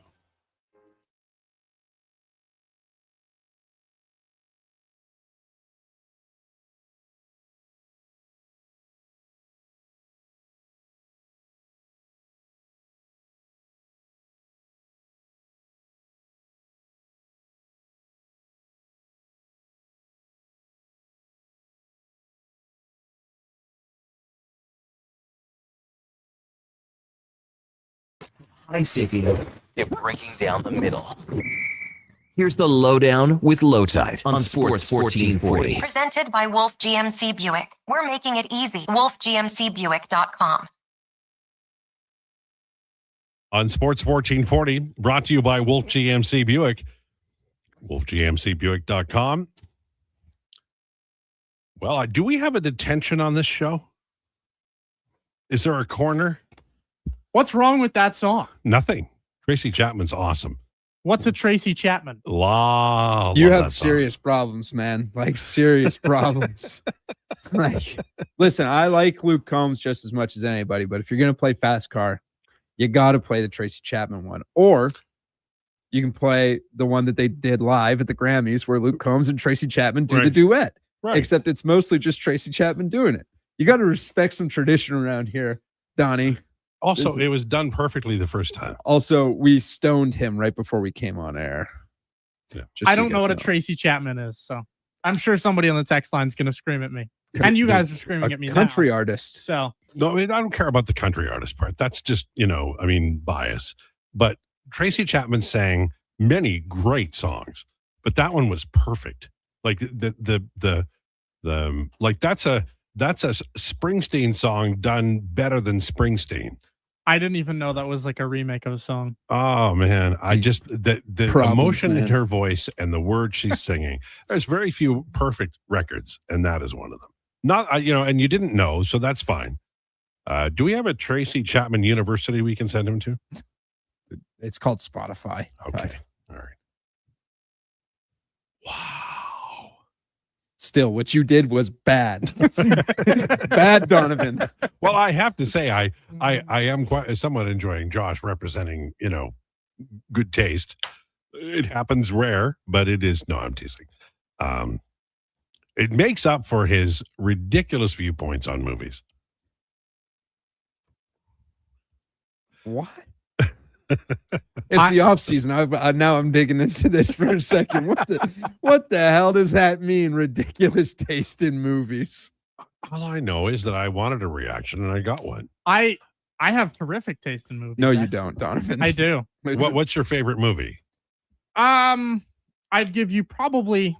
I mean, what's the best movie I've ever seen is a different answer than what my favorite movie is. Well, give me both. My favorite movie is probably Empire Strikes Back. I love that. That will never not be an absolute classic. Arguably a perfect movie. Yeah, Okay. it's for me one of the only perfect movies ever. And as for what the best movie I've ever seen is, in my opinion, that's just such a tough one to answer off the dome. Nope, there is only one right answer to this question. That's just not true. But yes, it is. Well, the thing about film is everything's subjective. No, this is pretty certified number one with a bullet. Well, okay. What's your all-time best movie? Man, off the top of my head, I can't even give you an answer right now. What about you, Josh? Number one with a bullet. The best movie ever made is clearly The Shawshank Redemption. Thank you. I mean, I was going to come on, rain down blows upon you if you got it wrong. With a silver bullet. You know how good a movie it is? It's long, and I still watch it. Yeah, because I watched it's it. Great. I think I watched it 4 times in 3 days when I was in high school because we had to write an essay on it, and so to really get a good grade on this, I watched it 4 times. Evidently, it did not matter because before we could write this essay, we didn't go to school anymore. So, oh, nice, nice. I just watched it. I guess I just missed my friend. Yeah. That is a great movie. I can regale you with lines from that movie to this day, and I haven't seen it in a few years. But it's such a great movie. Oh man, so good. And you still don't have a best movie ever made? No, it's just so hard. There's so many amazing movies. Well, it's like saying the best concert you've ever been to. That's different because I haven't been to a concert. Still, I'll tell you what, if Tracy Chapman ever comes here, we're going. It's the first time Tide has ever offered to take anyone from this show out in public with him. And there's a chance I'll pay for it. Bruce Springsteen could sing Dr. Zeus, and it would be wonderful. I really love Thunder Road, and I really love like most of the stuff. There's a few that have not aged well. I'm on Fire would be one. So but I mean, for the most part, I'm a big fan of Bruce Springsteen. I might, if I had to give you an answer right now, I might give you Godfather or Schindler's List. Oh well, they're both great movies. Well, they're both horrific movies, but yeah. I don't know. Like that comes down to personal preference. And I just had a bad feeling you were going to say about Con Air or something. No, oh God, no. What? Rounders, best movie ever made. What? Hanging around. What's a movie hanging that around. I will watch on TV if it just so happens to be on TV and laugh my ass off? Con Air, absolutely. Have you ever seen Dirty Rotten Scoundrels? No, I don't think so. Oh, check it out. It's a kind of movie where you go, oh my God, did he really do that? And it's a subtle movie, and yet it is a loud movie. I can't describe it to you. You got to see it. It's really good. Best Goodfellas, favorite, The Poseidon Adventure. Well, that's a great take. Predator, best movie ever. I enjoyed it, but I think it's a stretch to say it's the best movie ever. But it is it's fun. How do you rank Shawshank versus The Princess Bride versus The Godfather? Well, they're all great. They're all great. Stop it right now. I mean it. Anybody want a peanut? Inconceivable. I know. I'm not going to say it because I get it wrong. You killed my father. Prepare to die. Hello, my name is Inigo Montoya. That's you it. killed my father. Prepare to die. Thank you very much. What? Since you're kind of going off and quoting movie moments, This is where Declan is disgusted in Italy. Good thing he's not here. What do you think is like the most iconic movie quote of all time for you? Or what's your favorite movie quote? My favorite movie quote? Go ahead. No, you go first. Well, I'm thinking of it. I know the movie. I just can't remember the quote. Oh, this is a great question. This is a really, really, really great question. There's way too many good because there's like some of the most famous ones. I love you. I know. Classic. Yep. Frankly, my dear, I don't give a damn. Yep. I could have been a contender. Let's make him an offer he can refuse. Man, say hello to my little friend. Say hello to my little friend. I think I have the high ground at it. No, I'm just kidding. If I had to give you my personal favorite, it might just be "Show me the money." Show me the money. I love that one. Yeah, like, oh man, it's such a loaded question. I but mine is very obscure. One of my favorite movies is called The Outlaw Josie Wales, and in that movie, Chief Dan George has this long take that he talks. It's a fascinating movie, and he talks about, he uses the phrase "endeavor to persevere." That's what he heard when he went to the White House, and the whole movie is just like, piss down my back and tell me it's raining. Dying ain't much of a living boy. Yeah. How he spits on this guy's suit and says, how is your elixir with stains? That movie is a great one. So I would say, I'm not sure of exactly which one, but Outlaw Josie Wales would have the greatest quote for me. The one I rock with the hardest probably is "What's in the Box." Yeah. That came in on the text line as well. We've had, I've got a bad feeling about this. Say hello to my little friend. What's in the box? You're going to need a bigger boat. Yeah, that's a good one. Classic. Yep. That's a good one. That's a good one. Red rum. That might be one of the hardest questions ever. Is what is there's too many good ones. I'll have what she's having. I'll have what she's having. That's good too. Get busy living, get busy dying. Aim for the trees. I love that. Aim for the bushes. It's aim for the bushes. Yeah, I misquoted, but I love the other guy. Have you guys seen Tommy Boy? Great movie. Just a great stupid movie. When people are being dumb, I'll say, "Did you eat a lot of paint chips when you were a kid?" And they'll look at me like I have 3 heads. Love it. They never get it. I'll be back. Get to the chopper. Get to the chopper. Dylan, you son of a gun. What's the what was the cookie? Come on, short round. Yeah, put the cookie down. It's not a tumor. Arnie, there could be a list of just Arnie quotes that are the best quotes of all time. I think because of it, the way he speaks, it's kind of a staccato, and the accent, a lot of what he says is sort of quotable. Oh, Oh, it really, really is. We're going to talk about the Oilers this segment. Yeah, well, I got on a tangent. Yeah. That's all my fault. Let's talk about the Oilers. But the text line's loving it. So. Yeah. Adrian. Maybe we can ask, former members of the Oilers management if they ate a lot of paint chips. We could bring the Oilers into it. That's right. I'll get a media pass just for that. Stan shot 1440 here. Did you eat a lot of paint chips when you were a kid? Maddie would throw you overboard for that. That would be. What would be worse, me asking Stan Bowman that, or what Steve Simmons asked? Well, it's funny because the Simmons question was I got statement. You. It was I got you. And mine's just filled with genuine curiosity. Right. Well, I mean, the important part of the Simmons one is that they let it happen. That it wasn't shut down. It gave the answer that he gave, and. It was a big ripple, but it was a ripple in the bucket. It could have been a lot worse. And there is a lot of pressure on that management group. And that was an interesting way to go about it. But I will say this, that if whoever wins the Stanley Cup in Toronto or in Montreal or in Edmonton, because it's been like since 93, and we know a few facts. The first Canadian team to win the Stanley Cup in this century will not be the Vancouver Canucks. I'm pretty confident of that.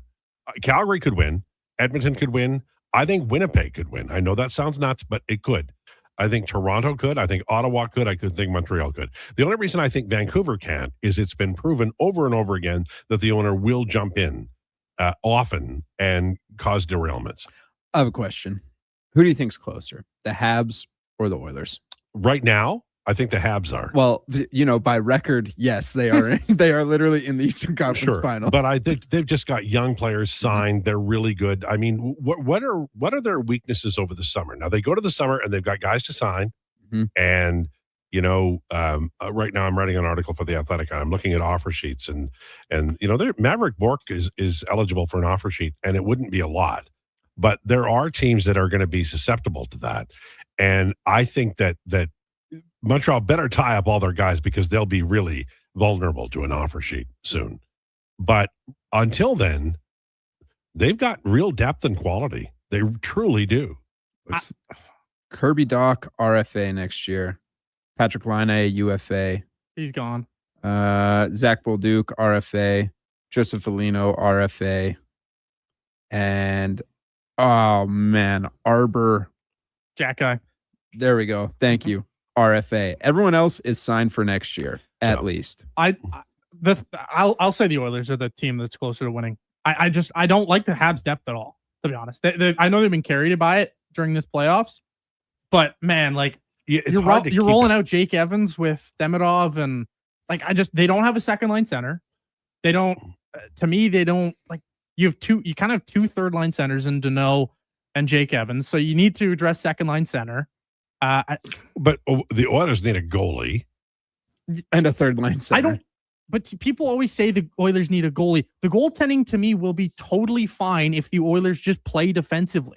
But that's structure. Play better structurally. People keep saying they need if you bring Murphy in, your top two pairings are solid. And I don't mind the third pairing. You could add in, somebody to play with Wallman on the third pair if you wish. But the structure and the outlets and the game plan of the Oilers was what was wrong. And I think Connor Ingram was first perfectly fine, but they're looking at apparently not signing him. Also, they need a coach. Let's not forget about this. Yeah, but I think we're all pretty clear that Jay Woodcroft will be the next coach of the Edmonton Oilers. I think whenever people talk about the goaltending, so many people get on it, but the reality of the situation is you could put Connor Hellebuck behind this year's team, and you'd have probably the same result. Well, also they had no structure. All year, people would text in, and I would read that the Oilers, they didn't solve it like the Colorado Avalanche did. Well, actually, apparently they did. Exactly like the Colorado Avalanche. To me, this team needs a whole new level of buy-in next season, regardless of who the coach is. They need a buy-in. They need to have some level of defensive play and structure. If not, you're going to see the same results. But You need a coach who can tell McDavid and Draisaitl that they're going to play on different lines and that they're going to roll 4 lines and that they're going to have to adjust their time on ice downward. The more you guys talk about this, the more I think, man, it's a lot easier to get a second line center than that. I don't know, man. There's not a lot of really good. Leon Draisaitl Draisaitl is the best second line center in the world. That's because he's a first line center. And if you don't play him there, you're nuts. Oh, exactly. But like, look at the Minnesota Wild.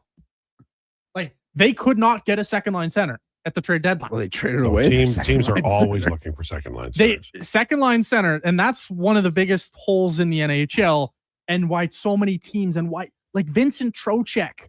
They tried to get Vincent Trocheck at the deadline, and they couldn't get him for Jesper Wallstedt and Danila Yurov. That's 2 former first-round picks. That is 2 really high-quality players, and they couldn't get Vinny Trocheck for him. Well, because sometimes you're dealing with idiots. No, but like, that's not enough to get a really good second line center. Like, that's such a hard position to fill. The Habs have been looking for that position for 20 years. Well, the Oilers drafted Arna in 93. It didn't work out, and they traded him by 97. And then it was till 2014 when they got Leon that they solved it. It takes a long time. And then also, again, counterpoint, they are a young team, so maybe one of these guys just grows up next year and it's like, oh, hey, bona fide second liner right there. I think your answer is the Montreal Canadiens. I agree. Yeah. I think it's probably the Habs because they have that youth. We are cutting into a very important time as Donovan Nation's Hi, My Name is on the way next. I don't know what we're talking about, and I'm very afraid. Lowdown with Lowetide, brought to you by Wolf GMC Buick on Sports 1440 and YouTube. Diamond Rides is one of Alberta's premier specialty charter companies. With our luxury motor coaches, we provide our customers with the safest and most reliable ground transportation services. Our seatbelt equipped, top-of-the-line motor coaches have become the preferred carrier for many local sports teams, tours, corporate outings, and other various travel needs across Western Canada. For more information and to request a quote, contact sales at 877-748-0991. Or visit silentrides.ca. You don't just need property services, you need problems handled. HireGood provides cleanup, debris removal, site monitoring, and safety attendance across Edmonton. We reduce issues on your property, keep spaces safe, and take pressure off your team. We resolve real problems for businesses while creating real impact because our team is built on second chances and they show up every day ready to prove it. Visit hiregood.ca or call and mention Jason Krueger for a first-time discount. HireGood. Stable jobs create stable lives. Everybody loves a beautiful day in Edmonton. Hey, it's Jamie, and Green Drop Lawn Care is giving you one more reason to love the nice weather. Next Nice Day service. People always ask, how soon can Green Drop get here? Well, when you sign up with Next Nice Day service, we'll be there by tomorrow. Assuming Mother Nature cooperates, we'll be fertilizing and treating your weeds by the very next day. We'll even include drought fighter at no additional cost. Just another reason we have been Canada's lawn expert since 1979. Easy online signups only at greendrop.com. The Ford It's a Big Deal event is on until June 1st. Get a big deal on a 2026 F-150 STX with Black Appearance Package. Visit your Alberta Ford store today. Think a quality golf cart is out of your budget? Think again. At the Golf Cart People, we have a fantastic selection of fully inspected, pre-owned carts starting at just $4,500. Choose from gas, electric, or lithium-ion power to fit your lifestyle. And the best part, every used cart comes with a 1-year warranty for total peace of mind. Why wait? Get the cart you've always wanted today. Visit the Golf Cart People. Find out more at golfcartpeople.com. At Wendy's, get a 10-piece nugget small combo for just $8.99. That's right, $8.99 for 100% Canadian chicken, plus fries and a drink. That's just good nuggonomics. Only until June 14th. In restaurant at participating Wendy's locations. Taxes extra. Your next great family adventure is just a raffle ticket away. Enter the Alberta Foster and Kinship Association's Great Family Adventure Raffle for your chance to win incredible prizes, including the first prize, a Sea-Doo pontoon cruise boat worth over $70,000. Every ticket sold helps provide vital resources to the everyday heroes raising children through some of life's hardest circumstances. Buy your tickets before the live draw on June 5th. Get yours at rafflebox.ca/raffle/the Great Family Adventure Raffle. License number 766115. Open to Alberta residents 18 plus only.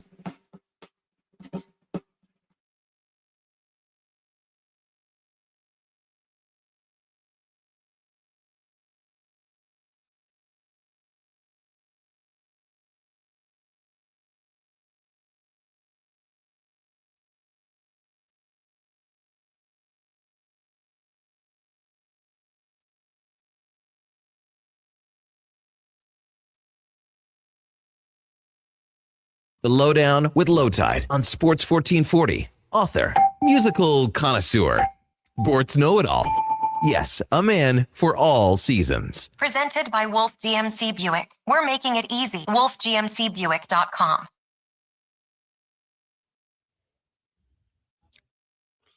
This is the Lowdown on Sports 1440 for Wolf GMC Buick. Huge May savings right now at wolfgmcbuick.com. It's 144, and it's time for Donovanations, brought to you by Fairway Divorce Solutions. Divorce can be difficult. We can help make the road to a new life easier. Fairwaydivorce.com. All right. Hi, my name is. You're giving us clues so people can play along at home. Mhm. We cannot look at the text line. No text line usage. And I just remembered I dropped the ball because we haven't done the OG Hi My Name Is in a long time. So I forgot to play the Hi My Name the Eminem song. My name is what? Well, My I name don't is who? consider that a bad thing because it's Twang Tuesday. It is Twang Tuesday, but it was a classic for the short time that we used it as an intro here. But Well, I think classic is to doing a lot of work in that sentence, but that's okay. for all you listeners listening at home and whatever, it is the classic OG version of Hi My Name Is. 7 clues, you guys can guess along as well as Tide and Josh here, but I'll get you guys started. The first clue: I have over 1,000 career penalty minutes. Okay. And is it a forward? No, it's just a retired player. I'm not giving you that, but I have over 1,000 career penalty minutes. Just screams D, man. Well, unless it's the 70s. There are a lot of. Oh, man, that's a good point. Dave Tiger Williams. No. I don't Good know. guess. Hi, let's just take a flyer here. Hi, my name is Steve Yzerman. No, it is not Steve Yzerman. I have played for 5 teams. All right. That's just about everybody. Hello, my name is Jerome McGinley.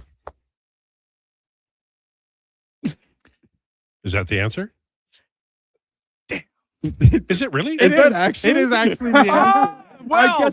I guess that in the break too, and he looked at me with this face, and I was Shot like, in the dark. clearly it's not going to be Jerome McGinley, my favorite hockey player to ever live. I wanted to give one that Josh might get. Well, you did good. I did, and he got it on the shot in the dark. I had 1,000 pims to maybe take me off the trail. I was not take you off the trail. The next clues, if this thing would have continued, I have played over 1,500 career games. I had 11 consecutive 30-goal seasons. Yeah, we would have started honing in there. Goat. Yep. Yeah. I have exactly 1,300 career points. I'm in the Hall of Fame. Have 2 Maurice Richards, and Art Ross, and a Ted Lindsay. Yeah, we would have gotten it by then. I was the captain of a Canadian team and in the franchise's leading scorer. And then the last clue would have been I was drafted in the first round, but got traded before ever playing a game. Totally would have gotten that one. Dallas Stars. His son is finishing out his junior career with Kelowna. Also up for debate was I have a couple of sons who play hockey. I was really hoping one of those because I made the joke in the break. I was like, question 1. My last year played was the Los Angeles Kings. Because even we did this for a content thing a while back, and Jerome McGinley, I was like, all right, Jerome McGinley. And Donovan's looking at it, he's like, who the hell played for the Kings? Like, he's just my thing when I remember Jerome McGinley, I never remembered the Kings, but I always remember Avs, Bruins, Pens. I look at Kings and I go, no, he didn't. I'll tell you what, he looked great in that Bruins uniform. He looked absolutely perfect in that uniform. It's so awesome. And he was tough. Jerome McGinley was a tough player. He's a great scorer, but he could pound you too. Great Bruin. That was of all the Hi My Name Is. Listen, I put in effort into that. I didn't give you the classic. I was drafted in the first round. That's right. In the 90s. I have 2 feet. Yeah. Hi My Name Is really not that hard. Deck just had to put more than 5 minutes of effort in. Well, but I think what he wanted was he didn't want us to get it easily. He felt like it was a personal affront if we got it quickly. and like we end up like guessing these ridiculous guesses because his first clues were, I wore a helmet. Well, everybody does, Declan. So, and the one that killed me was that Anaheim Ducks part-time player who barely damn played. The fourth line guy who could barely get in on the fourth line. Vorshovinko or some blasted I don't thing. even remember, but I thought he was a different player. I thought he was oh God. I He used remember to who play you for thought the it Flames. was. It was D-Man. I don't even remember his name. He was that bad. He barely plays. No. It sounds like a Calgary D-man, all right. It was once upon a time a Calgary D-Man. And the fact that I had to pull out God, it's gonna piss me off. We just have to remember the exact day that happened and go back and listen. That's the only way we'll remember the name, because it was so obscure. All of us were like, who now? Just unbelievable. Yeah. My name rhymes. This would have been the first clue. My name rhymes with Barome Raginla. Real. I remember when he and I think Surrey had just come back from injury and they got in a fight and he ended Surrey. Like he was a dynamite player. Between him and Kiprasov, that was a dynamite. Pretty frustrating to watch them play. And then Sutter got there and he was like, I remember him saying he got there twice, but the first time he got there, he goes, well, we're not going to worry about playoffs. We're going to beat Edmonton. That's the first step we're going to do. And then he did. I recall a game where it might have been one of the first games Sutter ever coached. They won 1-0 on a Mark Savard goal, and they played perfect defense against the Oilers. They got nothing. The Oilers got nothing. And then I was like, okay, this is going to be tough. And it was. Steven has come in on the text line and got it right. The old one, Nikita Nestorenko. Right. That's it. It was Nikita Nestorenko. Yes, it was.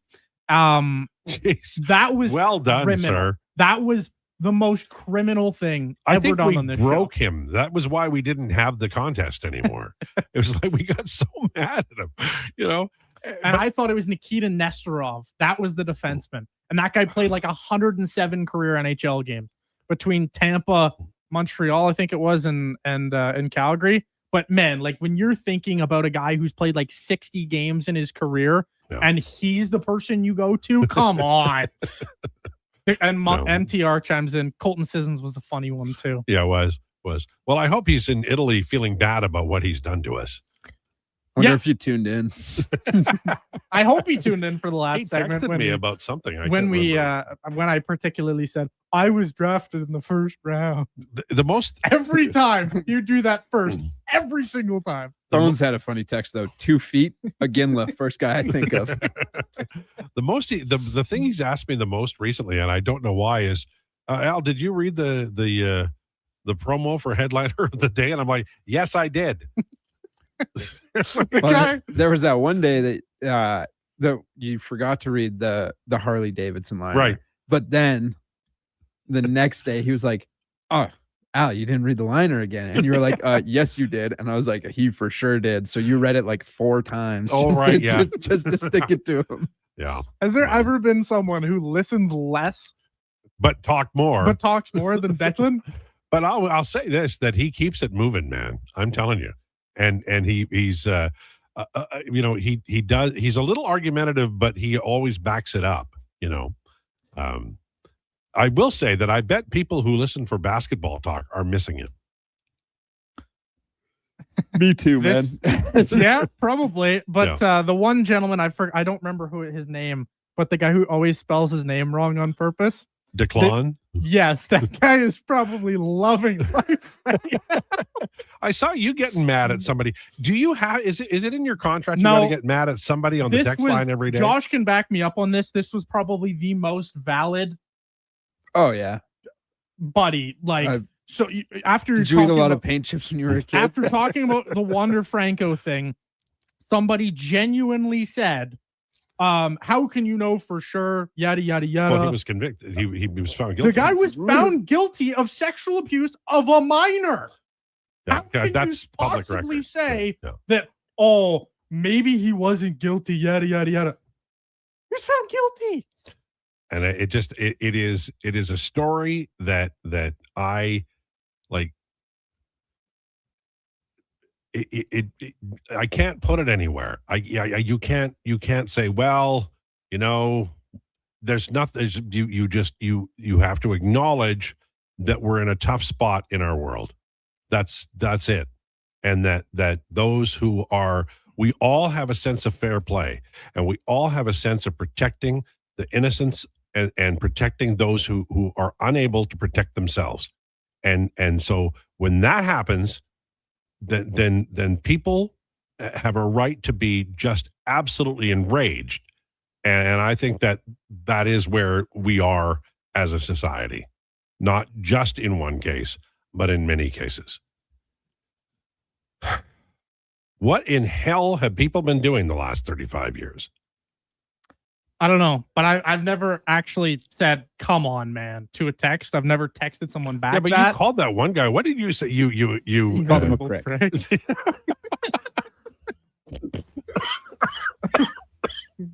God, I'm like, can you even say that? Man, that was. I pulled a page out of the old Walker playbook. Man. Well, you got to be known for something. All right. Jason Krueger is on the way, and we are back tomorrow. Tomorrow's what? Wednesday. Yeah. Oh, it's Kevin McCurdy Day. So we'll be talking to him. We'll also talk about the Blue Jays, CFL, and more. Thanks so much for tuning into the Lowdown. Please enjoy your day. This is a Sports 1440 update.